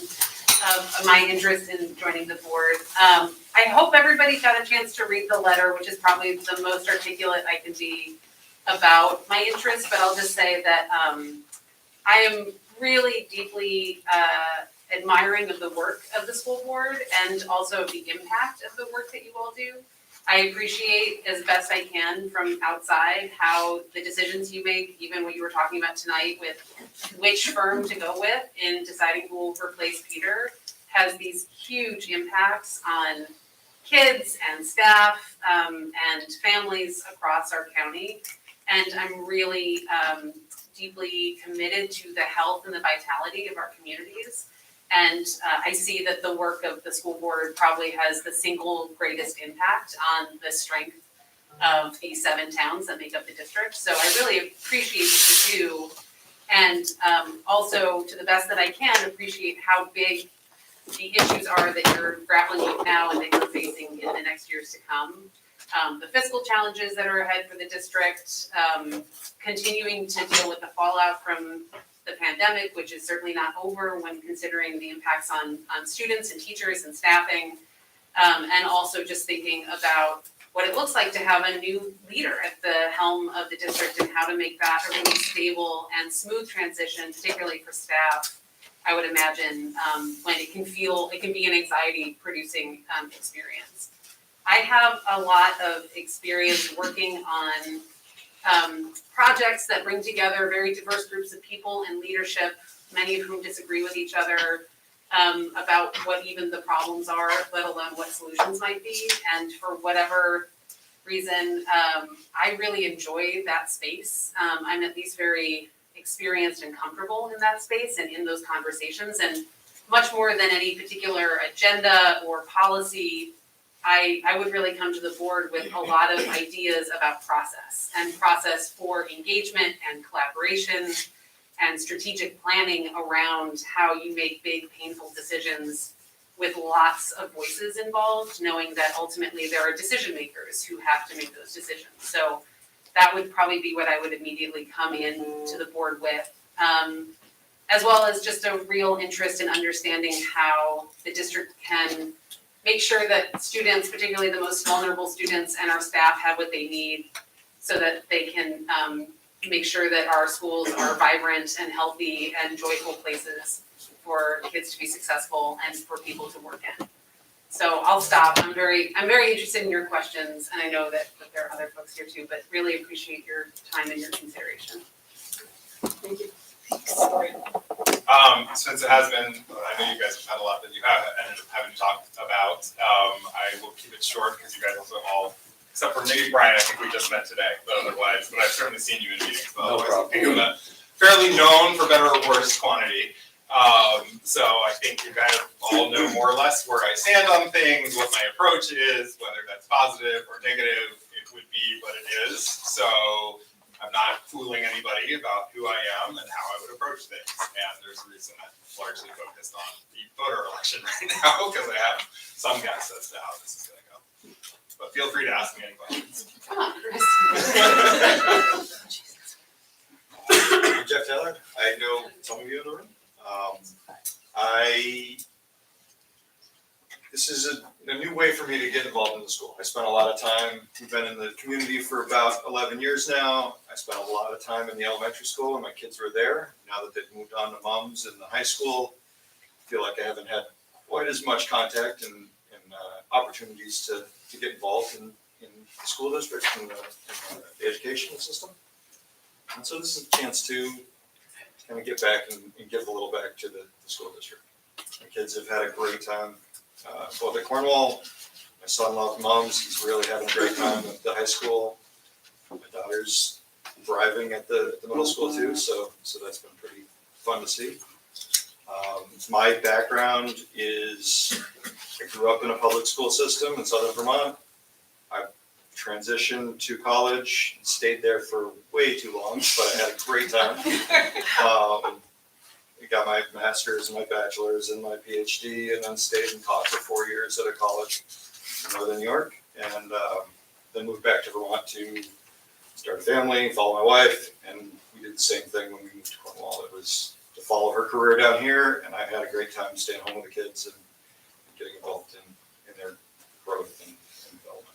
So, what I would bring to the board would be, I've spent a lot of time as a mechanical engineer and project developer, both mentoring graduate students and working on complicated research problems, but also then at biotech working on complicated technical problems to put products out in the world.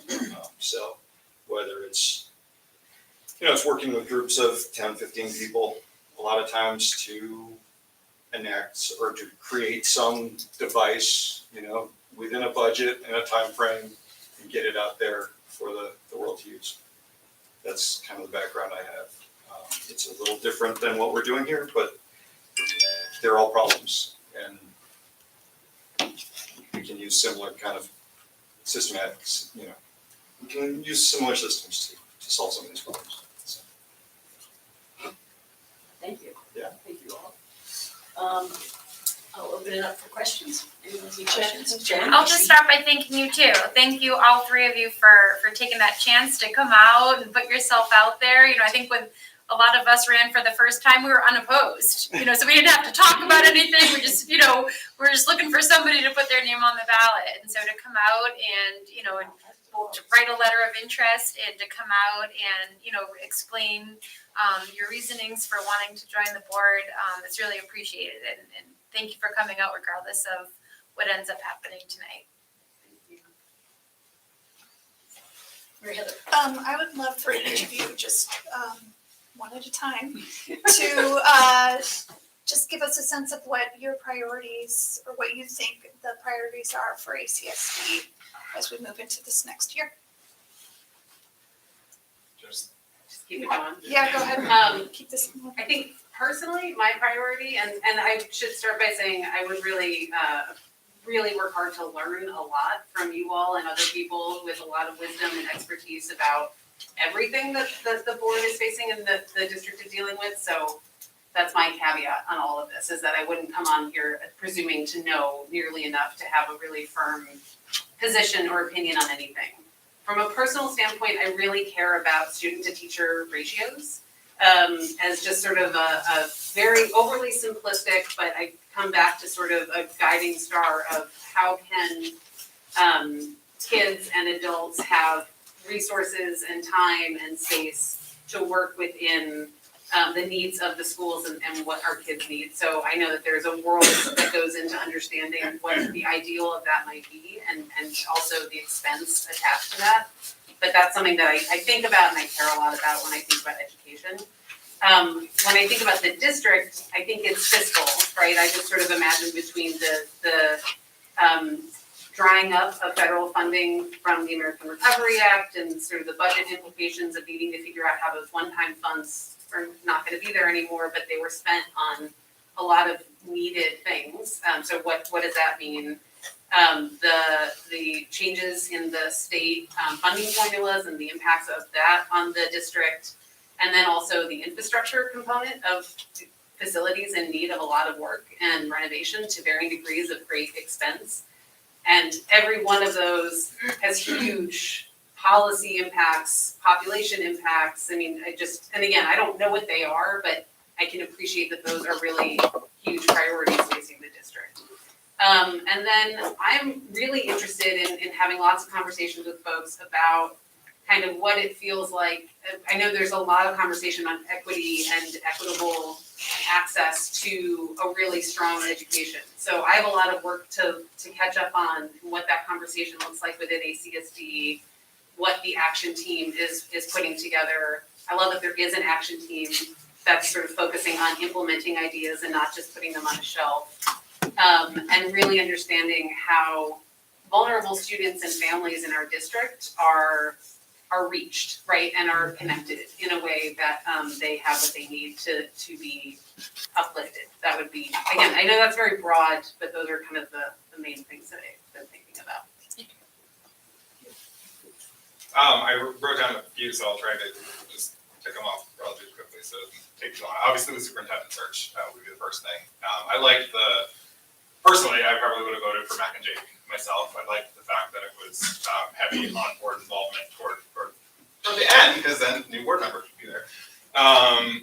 Then let's see, Ellen mentioned the ESSER funding, that's gonna be a big drop off, so how we deal with that. Strategic plan and equity, one of the things I've been thinking a lot about on equity too is like, at least from, and you guys all know probably or mostly that I work with FCS at Friends of Cornwall, and one of the things I often hear from families is, what do we do when there's an early Wednesday? What do we do about after school? What do we do about our younger kids? Like, so I think a lot of it is also about how do we coordinate with systems that are outside of the school district and making sure that it's sort of, that we're talking across those lines. Obviously there's Article 14, it's not going away. We just know that that's gonna keep coming back until something's resolved. So you know where I stand. I want a town vote.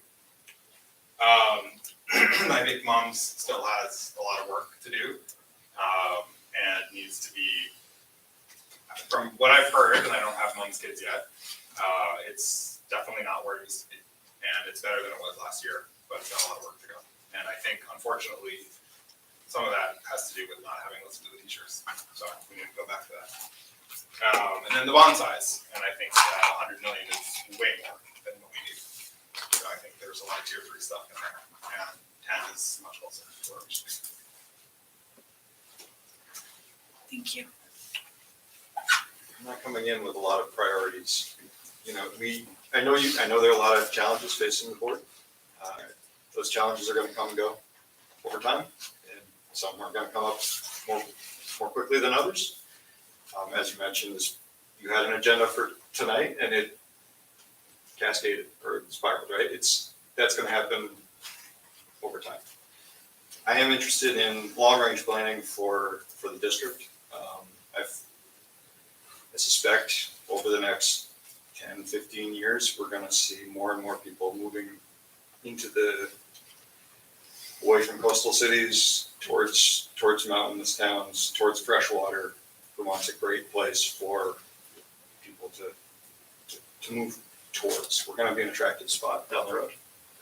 And I think setting ourselves up, making sure we have the infrastructure in the school system to support growing families and young families. We have an older community, it's gonna turn over at some point. We've gotta kind of keep that in mind as we move forward. Just figuring out how to kind of make that vision happen, you know, or make ourselves a strong, vibrant community. Is really where I'm leading. It's not, I don't have specific concerns about specific problems because I've got to learn what those problems are that you guys are currently facing and learn more about them to figure out how to prioritize things. But so I'm not coming in with any sort of agenda or priority list in my pockets. It's not. It's we're gonna have to figure out what the priorities are as we go. Thank you. Other questions? I presume, are all of you getting petitioned in order to run for that seat, correct? Okay. I made that assumption, but I'm asking another obvious question. I took a page out of your playbook. And spent the day on Saturday hitting up books at the Snowball. Yeah. I got all my 60 and then the governor said, oh, you have to do this. That was last year. Yeah. Anyone else? Questions? Yes, I have some questions specifically for you, Mr. Kramer. Is it Mr. Doctor, Professor, Esquire? Or is Mr.? Chris is fine. You have filed a number of Freedom of Information Act requests. I'm also happy to talk to you offline. And you have filed a lawsuit against the State Board of Education. I'm curious, how many filings have you made with the school district? And how much has this cost you? Cost me, I have to look back at the invoice, but there's two main ones right here. There's one from December, whatever the first one was, and then there was the recent one. And I think technically the first one was, there had a couple follow-ups, but basically two, and one with the state. And the cost of that was approximately? The recent, there was one, wasn't there one that was 18? I don't know if you know those numbers. It was something like, I'm not sure, 1800 or something. $1,800 for each request? I honestly can't remember but I can definitely, I can get you that or the. Sure. Now, you spent some money in the last election, $7,000. $7,000. And I know that you have supported other candidates. How much? 1,000 for Joanna and 1,000 for Jamie. And that's the only amount, the $9,000 is the total amount? Money that you've spent in. Other than now, yeah, that I can think of. Well, we're still not within 30 days, so you don't have to plan anything, yes. And you are an officer, SOS? I just recently resigned. But yes, I was. Okay, since SOS is a political PAC. It's not. Okay, they have filed a number of times as a political PAC. They are not currently a political PAC. I actually don't think they were for your cycle, right, Joanna and Jamie? I don't think they were. Because we had to go check on that.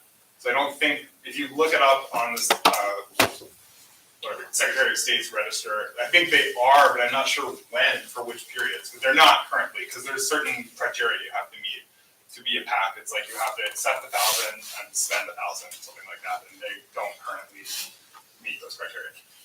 So SOS has not had $1,000 come in or spent? Not for this cycle, no. Not for this cycle? Yeah. But they did in 20. They might. I became an officer in September. Was it when we sat down? I'm not sure. Somewhere around there. So not since I've been was an officer. So I was an officer from sometime in the fall. I think it's September to a week ago, and not in that period. Okay, and so could you reflect on whether you think that total, I'm coming up with about $1,600, $16,000, whether that money was better spent, perhaps contributing to reform that Cornwall School help students rather than. I think how I spend my money is my business.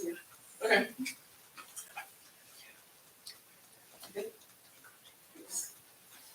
Any other questions? Okay. I'll just make one point relative to all three, is that none of us came on the school board to be political figures, thank God. There has been this movement since we even started discussing how we would meet budget restrictions, and that included closing small schools. We never came to a point of closing small schools for a number of different reasons, including the pandemic, okay? However, we never even got to a point. So I think it's really important for all candidates, I'm saying this publicly, that they be straightforward and pragmatic about this rather than coming in with an absolute way that's going to change us, make us more, quote, transparent, more honest. We took great affront to the hundreds of hours that we spent, okay? Hundreds, truly, with meetings and discussions and everything else to come up with even presenting something to the public as a questionnaire, not questionnaire, but as an issue, and then to be called non-transparent and at times even a little dishonest because we weren't transparent, really got into some of our craws. So I make that point because I was on school boards for a long time, and that's about the maddest I've been in my entire school board 20-plus year career. So thank you. Suzanne? So being on the school board, there's also a lot of education that's required to be on the board and some more trainings, and there's also the understanding that you are a public servant. You serve at the will of your community, and as Chip just said, should not be a political appointment. So I'm just wondering, are you open to doing all of the trainings in order to really understand one's role as a board member and what we can and cannot say in public? Like, I mean, people will come to me and they'll say, well, what's going on at the board, or, what's the board's decision? And a lot of times I will give a very generic answer, or I'll say, this is the point to Suzanne, non-board member, just member of the Bridgeport community, this is the way I see things going, but I just never speak for the board. And so I'm just wondering if that is something that you're all willing to accept and to learn, or if it's not. I've worked for politicians and gone through a variety of different trainings in what I am and am not allowed to say, or who I'm representing in different contexts in my life, and have been subject to FOIA requests. So, I mean, I'm very open to becoming educated on any number of things, including what is or isn't officially appropriate for a school board member versus a private citizen. And my whole career actually is sort of existing with multiple versions of that kind of conversation. So, yes. Yeah, I think transparency has been the biggest problem on this board for the last 4 years. So yes, I'd be willing to do any training to help fix that. I've gone through regular trainings for serving on the ski club board, or being a coach. There's a million, every position has some sort of training program and new things you can say, like, when I was working at biotech in Winooski, we were very careful about ever letting a prototype product get out the door, right? So like, you'd never talk to anybody about what was going on inside the building. I had hoped to continue doing some consulting work, but my supervisor was like, no, I don't want anything, out of my purview. It's all got to stay in the building.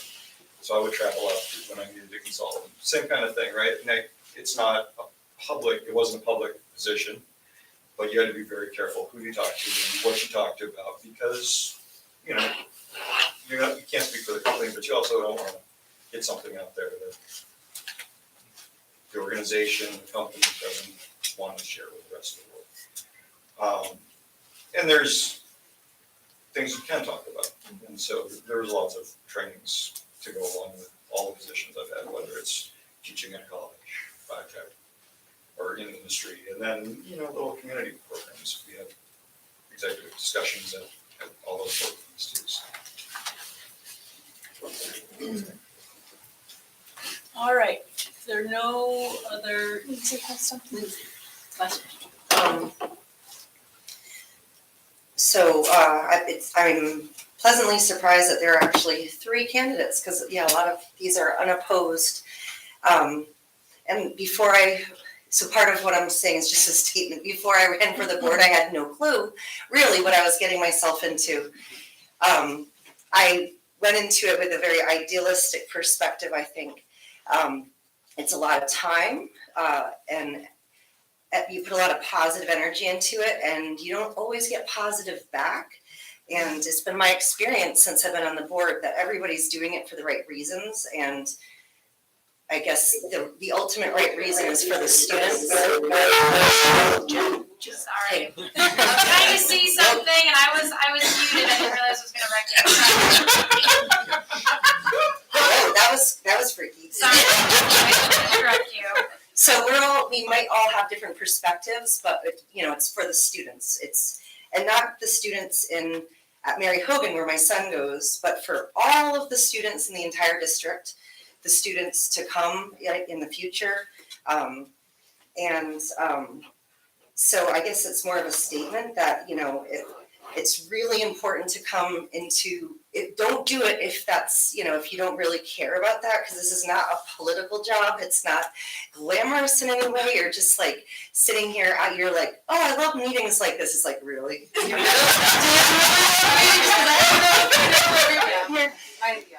it's every 6th, we've had a meeting, sometimes it's like 4 hours long. Nobody's ever brought food before. This is a new thing.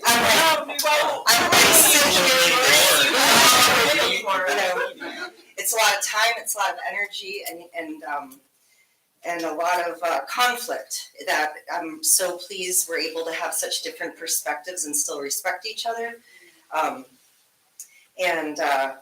I've heard that, we don't have when it comes to equity, we have a homogenous board. We don't bring a lot of perspectives, and I don't think it's fair to ask you guys to call you out and say, hey, what makes you different? But it's important that people don't come to the table from their perspective, because you're representing the students in the district. So I don't really know if I don't think I have a question really, but Just a warning.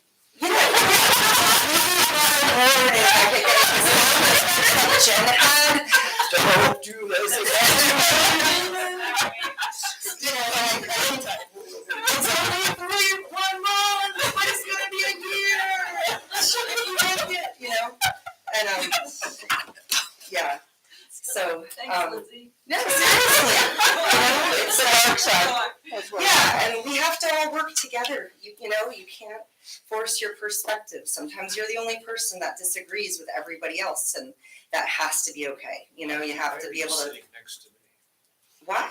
Because the food was there. And I noticed that I'm hidden from the owl as well. So this is the best part of the table. She's gonna bring a box of the fruit. Yeah, yep. Here we go. All right. Joanna. So the timing of this, and I always, since last year, I always told myself I was never going to endorse a candidate because we have to work together, and it just felt like it was not appropriate for board members to endorse candidates. And the timing of this feels more like an endorsement than an appointment, but I know that we are bound by statute to appoint somebody for 30 days. Seems really ridiculous, but I just want to say how grateful I am to have 3 great candidates here, and that we will, to echo what Lindsay said, that we will work together, after the election. And this shouldn't, I don't know, I had to make that statement that it just feels weird. Yeah. Well, we did ask the question, can't we just wait till the election? And the answer was no. So, so thank you, all 3 of you, for your time. We really appreciate it. Yes. And we, even more than your time, we appreciate your interest. It just does, I think, amaze some of us that we have to be grateful. Thank you. Yes, thank you all. So we are going to move into executive session. I will make a motion that we move into executive session for personnel and or discussion of vacancy. Great. And a second. Thank you, Jamie. Great. So we're moving into executive session at 7:38. We're going to give MCTV a minute to disconnect.